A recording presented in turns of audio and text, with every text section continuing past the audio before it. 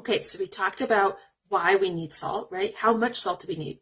Nobody knows. The research says it's somewhere between 3 and 15 grams of salt. And then the question becomes, is that actually salt or a sodium recommendation, right? And we talked about this a little while ago, but remember that salt does not equal sodium. Salt is sodium chloride. So there's only about a third of the compound of sodium per 1 gram of salt. So for my salt tablets, when I use those, I actually take 4 salt tablets of 1 gram salt tablets to get to my full gram because of the type of salt that I take. So when we flood our systems with this salt, we don't actually know how much each person needs. But it seems to hit a stabilizing point where once you know what your amount is, it stays pretty consistent over time.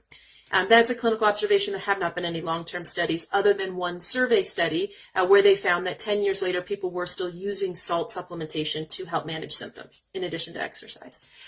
So basically what you do is you start at a lower threshold under your doctor's advice, and then you steadily increase until you hit what I call your therapeutic threshold.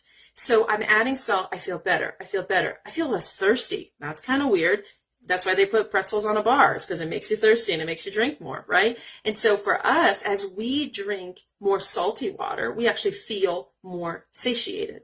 And then we hit a therapeutic threshold. Then we hit a maximum dose where we start to feel like your friends might feel if they have too much salty food or popcorn at the movie theater. Bloated, GI discomfort, maybe diarrhea, rings not fitting because your fingers are swelling.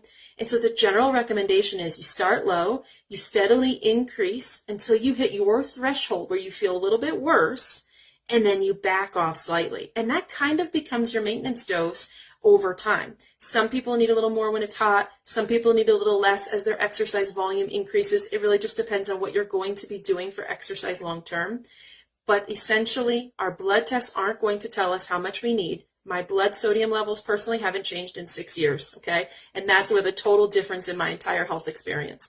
We need to steadily increase until we figure out what your dose is. We need to play around with what kinds of salt work best for you. Maybe you can't tolerate some of the additives. Maybe you don't want to have to deal with balancing magnesium and potassium and you just want to do one of those water supplement packages.